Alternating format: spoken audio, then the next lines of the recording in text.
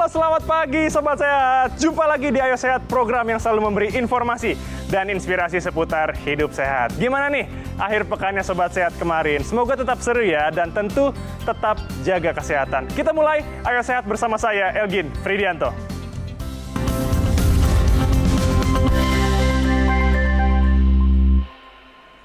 Sobat Sehat, masih euforia awal tahun. Apa sih kira-kira yang akan kalian lakukan? Mungkin ada yang mulai atur pola makan sehat atau rutin berolahraga. Nah, itu bagus banget. Bicara soal jaga kesehatan, ternyata rutin cek kesehatan alias medical check up itu juga penting loh. Lalu kapan waktu terbaiknya? Selengkapnya kita lihat dulu informasi berikut ini. Setiap hari tubuh menghadapi banyak sekali tantangan saat beraktivitas di dalam maupun di luar ruangan. Rutinitas sehari-hari sering membuat seseorang melupakan kesehatan tubuhnya. Belum lagi ditambah gaya hidup tidak sehat, seperti makanan serba instan, banyak duduk, kurang berolahraga, hingga kurang tidur. Dapat menyebabkan penyakit kronis seperti jantung, hipertensi, hingga diabetes mellitus. Namun penyakit tersebut pada dasarnya bisa dideteksi sejak dini sehingga dampak buruknya dapat dicegah. Salah satu caranya adalah melakukan pemeriksaan kesehatan atau medical check up secara rutin. Pemeriksaan yang diperlukan antara lain pemeriksaan laboratorium dan pemeriksaan fisik. Pemeriksaan laboratorium meliputi pemeriksaan darah, kadar gula darah, kadar lemak, fungsi ginjal, fungsi hati dan elektrolit. Sedangkan pemeriksaan fisik misalnya cek EKG untuk jantung, pemeriksaan fungsi dan kesehatan paru-paru. Dengan melakukan medical check up secara rutin, maka akan diketahui potensi terjadinya penyakit mematikan sejak awal. Meski paham pentingnya tes kesehatan secara menyeluruh, nyatanya masih sedikit masyarakat yang teratur melakukannya. Sejumlah faktor seperti biaya tes yang dirasa mahal, tidak biasa dengan perawatan medis, hingga ketakutan karena jadi tahu masalah kesehatan adalah penghambat medical check up. Cek kesehatan penting untuk mengetahui penyakit sejak dini memang terdengar menakutkan, apalagi kalau penyakit yang diderita cukup berat. Namun akan lebih menakutkan lagi jika Sobat Sehat tidak tahu apa yang sedang terjadi di dalam tubuh. Inilah yang menjadi salah satu alasan utama cek kesehatan sangat penting dilakukan. Selain bisa mengetahui kondisi kesehatan tubuh, ada juga beberapa manfaat lain cek kesehatan atau medical check up, yaitu mengetahui penyakit dengan gejala yang tidak tampak, seperti hipertensi, diabetes mellitus, penyakit hati, ginjal, dan paru. Cek kesehatan juga dapat mencegah perkembangan penyakit dan komplikasi dengan mengetahuinya sejak dini. Penanganan penyakit dapat dilakukan secara cepat dan tepat. Selain itu, cek kesehatan juga dapat menghemat biaya jika pengobatan dilakukan sedini mungkin, serta memperpanjang usia produktif karena kesehatan terjaga dan terpantau dengan baik. Tidak hanya penting untuk pribadi, medical check-up juga sangat dibutuhkan oleh perusahaan atau lembaga pemerintahan untuk menerima pegawai baru. Pemeriksaan kesehatan dapat menjadi penentu terakhir untuk menerima pegawai atau karyawan yang merupakan aset penting perusahaan, karena kesehatan para pekerja akan mempengaruhi performa dalam bekerja. Dokter dan pakar kesehatan menganjurkan untuk melakukan pemeriksaan kesehatan secara periodik melalui medical check-up. Disarankan 1 kali setiap 2 tahun bagi Sobat Sehat yang berusia kurang dari 35 tahun. Sementara bagi Sobat Sehat yang telah berusia lebih dari 35 tahun, disarankan untuk melakukan medical check-up setahun sekali. Medical check-up juga sangat dianjurkan jika ada gangguan penyakit turunan atau potensi penyakit menular. Cek kesehatan yang rutin pun dapat menghemat biaya pengobatan di masa mendatang. Masalah kesehatan yang berat di kemudian hari bisa dicegah dan dicarikan solusi jika bisa diketahui lewat hasil cek kesehatan. Jadi, Sobat Sehat bisa mulai menjadwalkan kapan waktu terbaik untuk medical check up atau cek kesehatan. Wah, bener banget Sobat Sehat. Jangan lupa ya, rutin untuk cek kesehatan. Sama halnya perbincangan saya yang penting dengan dokter spesialis penyakit dalam mengenai penyakit asam lambung atau lebih dikenal GERD. Usai jeda, tetap di Ayo Sehat.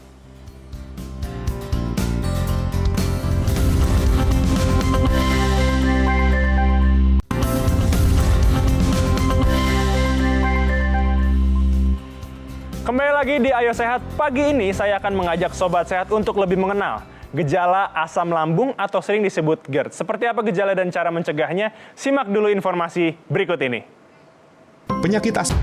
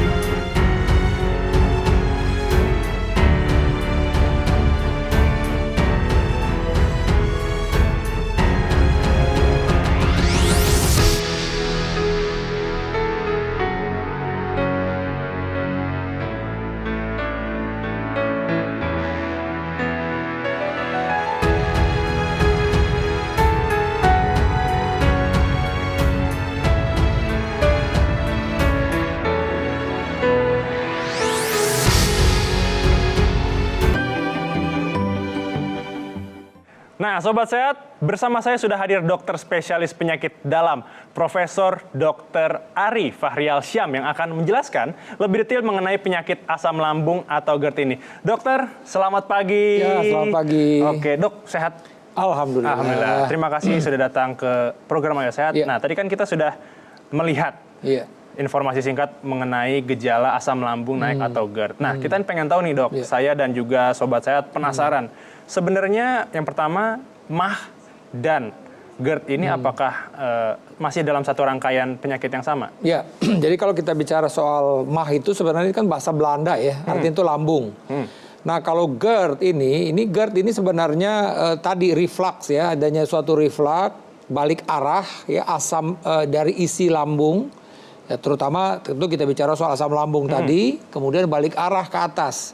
Jadi kalau orang bilang sakit MAH aja itu cuma di lambung saja. Tok berarti ya? Tok di lambung saja. Tapi kalau dia sudah GERD, berarti sudah reflux. Jadi asam lambung itu udah balik arah naik ke atas. Makanya tadi keluhannya itu panas dada seperti terbakar dan mulutnya pahit. Itu hal yang memang membedakan secara signifikan antara MAH ya atau orang bilang gastritis atau orang bilang sakit lambung dengan GERD, karena GERD itu sudah melibatkan organ saluran pencernaan atas yang kita bilang esofagus itu gitu. Oke, tapi kalau orang MAH belum tentu bisa GERD juga berarti, Dok? Seperti betul. Itu. Jadi orang kalau dia memang cuman punya problemnya di lambung saja, dia belum tentu GERD.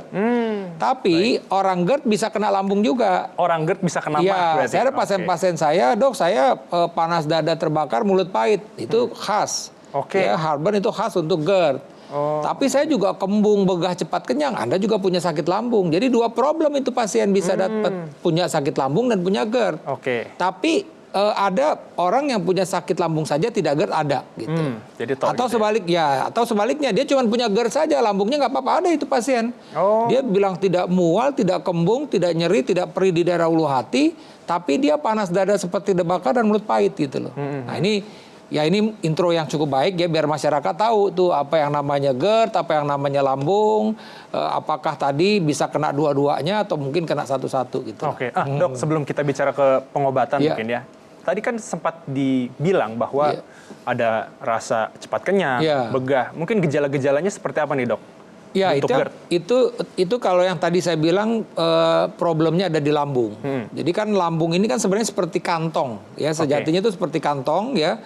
Nah, di lambung ini dia itu kalau misalnya memang gas berlebih-lebihan dia akan kembung ya, akan melebar gitu ya kita bilang. Nah, orang yang memang pada saat di lambungnya ini melebar, dia akan merasakan tadi rasa kembung tadi atau begah tadi. Cepat kenyang. Cepat kenyang, betul. Itu cepat kenyang, dan kalau ini sudah terlalu, dia rasanya mau muntah.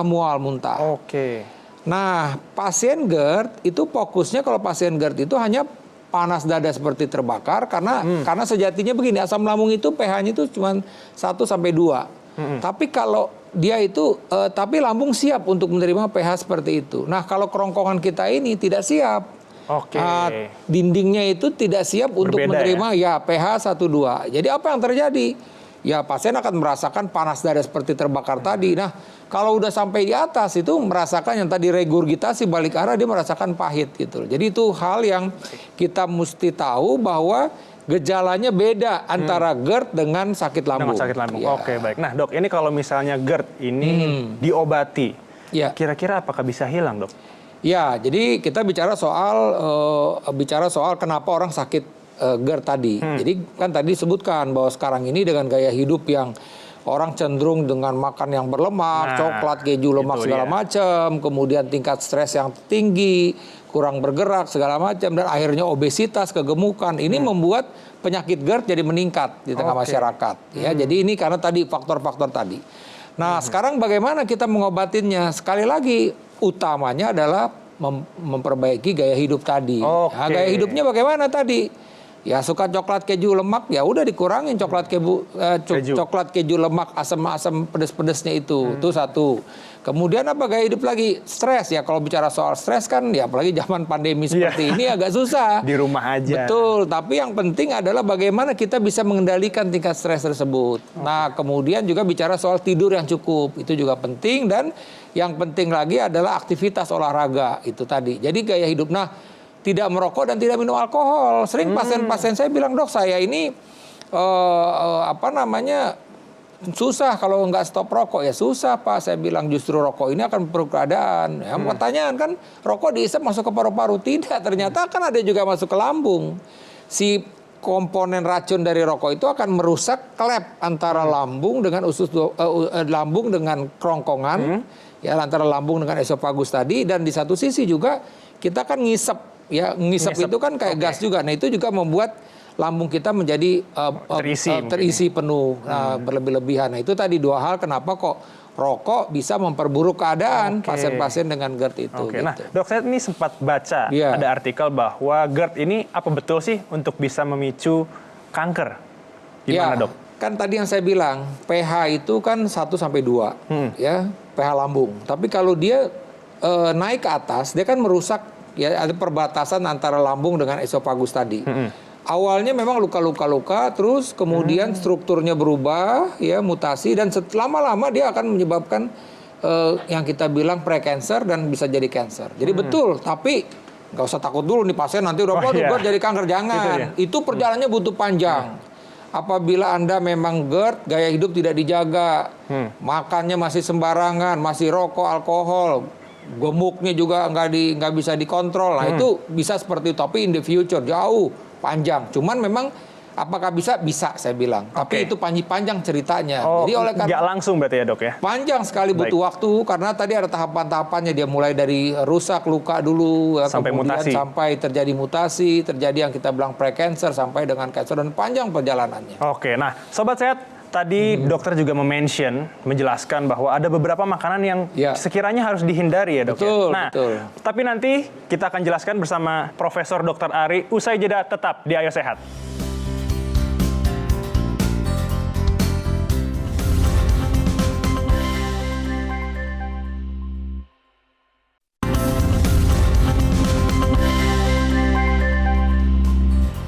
Ya, masih di Ayo Sehat. Nah, sekarang Dok, sebelum kita mulai memilah-milah makanan yang setidaknya untuk mengurangi GERD ya, tapi saya pengen tahu dulu nih, Sobat saya juga pengen tahu gimana sih cara untuk orang awam mengetahui kalau dia tuh akan terkena GERD, Dok? Iya, jadi cara apakah dia kena GERD apa enggak gitu ya. Sebenarnya kita punya aplikasinya tuh, ya, jadi bisa di-download ya. Tapi intinya tuh ada 6 pertanyaan di dalam aplikasi tersebut.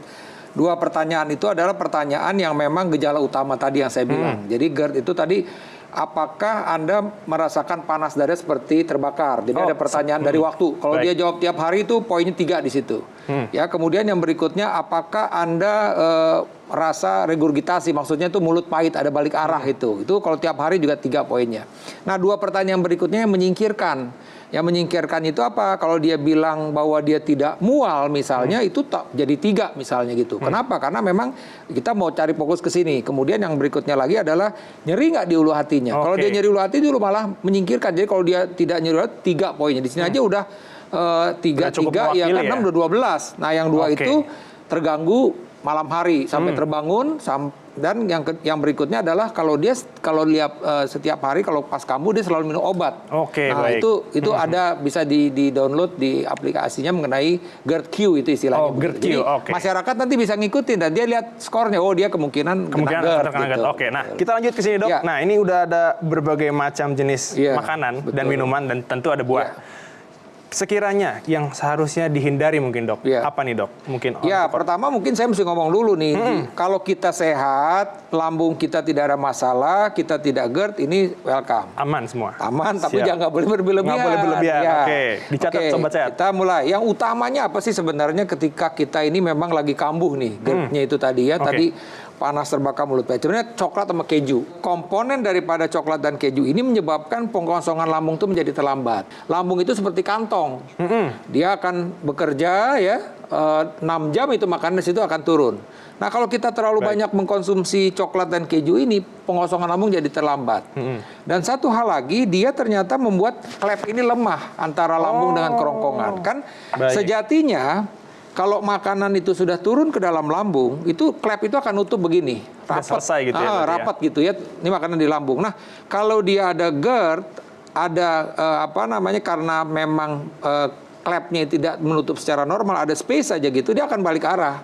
Nah, si coklat dan keju ini menyebabkan ini lemah. Nah, itu hal yang mesti diperhatikan. Oke, nah gitu. ini berikutnya nih, Dok. Ini ada telur balado nih, Dok. Telur balado. Gimana, Dok? Ini kan pedes nih. Ya, pertama ini tadi, ya kita lihat dulu nih kadarnya ini pedas apa enggak. Prinsipnya kan tadi bilang asam dan pedas. Asam dan pedas. Nah, pedas ini yang akan tadi menyebabkan rasa tidak nyaman di daerah lambung kita tadi. Ya, tadi ini tadi. Nah, kalau seumpamanya memang dia juga punya GERD tadi ya, ketika memang lambung kita ini sudah rasa karena memang tadi terlalu pedas, itu pun juga akan merasakan tambah tidak nyaman gitu loh. Karena kan rasa pedasnya memperburuk rasa panas yang ada di dada kita. Oke. Berikutnya nih, Dok. Ini makanan dari daerah saya nih, Dok. Betul. Asinan nih. Iya. Bener nggak sih akan berpengaruh ke dinding? Ya, jadi sebenarnya kan kalau kita lihat seperti ini, yang jadi problemnya kan cukanya sebenarnya. Oh, cuka. Ya kan asamnya cuka itu ya. Itu yang kita mesti perhatikan. Kemudian juga kita bicara soal asam tadi ya. Ini kan ada pedasnya juga nih, pedas juga kan. Campuran betul. Kemudian tadi cukanya kita nggak tahu nih, cukanya kan iritasi lambung dia. Cukanya bisa menyebabkan iritasi pada lambung. Baik. Kemudian kalau ini mangga ya misalnya atau mangga. Yang kalau pedas mangga ini asam ya jelas ini asamnya juga akan memperburuk keadaan gitu. Baik. Nah, Dok. Tapi kan ini bicara soal asinan. Ya, betul. Kita berpindah ke buah. Ya. Ini yang asam dan asin tentu lemon. Nah, ini gimana nih? Nah, ini terus terang saja gini ya, memang kan di masa pandemi ini ya masyarakat itu berusaha lah untuk menjaga agar bagaimana daya tahan tubuhnya itu bagus gitu ya. Terus terang saja ini saya juga bertemulah dengan pasien-pasien saya ini yang memang kambuh gara-gara mengkonsumsi lemon ini. Karena kan sejatinya begini, lemon ini kan asam sebenarnya. Ya. Kalau memang pasien-pasien ini memang ada luka ya di dalam lambungnya, ada luka, itu tentu asam itu kontak dengan luka akan memperburuk keadaan. Jadi bahkan malah kita udah pasien saya jadi kambuh lagi. Tapi bagaimana kalau kita sehat? Kembali lagi ketika kita sehat, ini memang makan termasuk makanan ya buah yang memang mengandung komponen vitamin C yang banyak, ya kan begitu. Benar. Ya, jadi sebenarnya kita butuhkan juga. Cuman sekali lagi tidak boleh berlebihan. Baik, mungkin satu hari satu potong, satu buah mungkin ya? Iya, saya gini ya. Kalau memang ini mau kan kadang-kadang dibikin iris diiris, silakan misalnya seperti kayak infus water silakan. Tapi kalau kita sehat sekali lagi, kalau kita mempunyai masalah di lambung, karena isunya tuh sering, justru orang sakit lambung minum ini malah baik. Hati-hati. Kalau iya benar, kalau kebetulan lambung kita itu lagi luka, ya. lagi jadi problem. Nah, sekarang kan gini, kalau kita bicara soal lambung itu dua sebenarnya. Apakah yang kita bilang fungsional atau organik? Kalau fungsional itu kalau kita endoskopi atau kita lihatlah secara diteliti itu nggak ketemu apa-apa gitu loh. Mungkin dia minum lemon enak dia karena sejatinya memang nggak ada luka. Tapi kalau pada kelompok yang organik ada luka bisa jadi problem. Nah selanjutnya nih dok, berikutnya ada kopi hitam dan juga minuman bersoda. Nah ini kan tentu sering banget, apalagi orang-orang sekarang ada di rumah. Betul, betul. Ini kira-kira berpengaruh nggak sih? Iya, ini terus terang aja ini kan sekarang lagi trennya kopi 1 liter. Jadi kan ada free 1 liter. Nah, saya sampaikan kopi ini ada komponen yang bilang kafein. Kafein. Ini kafein ini akan meningkatkan produksi asam lambung. Jadi kalau ini kita pertama nih kalau dia terlalu acid kan ada kopi yang acid itu directly juga bisa menyebabkan kerusakan langsung di lambung. Tapi di satu sisi komponen dari kafeinnya akan menginjus produksi asam lambung. Jadi sekali lagi kita mesti hati-hati pada pasien-pasien yang memang asam lambungnya tinggi, baik itu hanya di lambung atau tadi misalnya GERD, memang tidak dianjurkan untuk minum kopi. Gitu. Begitu juga dengan air bersoda. Nah, kalau soda ini lebih banyak ke sodanya sendiri. Jadi sodanya ini kan gas, ya kan dia kan kalau dia punya lambung kan dia kembung begah, ya kan. Tentu setelah dia minum yang bergas ini akan menambah jumlah gas yang berlebih. Terima kasih Profesor Dr. Ari untuk semua penjelasannya. Semoga Sobat Sehat tentunya bisa mengurangi ya agar tidak terlalu berlebih. Tapi usai sudah perjumpaan kita di program Ayo Sehat hari ini, tetap saksikan program Ayo Sehat setiap hari Senin hingga hari Jumat pukul 10.30 waktu Indonesia bagian Barat hanya di Kompas TV Independen Terpercaya. Saya Agin Fridianto bersama Prof. Dr. Ari pamit undur diri, tetap jaga protokol kesehatan, tetap jaga kesehatan. Sampai jumpa.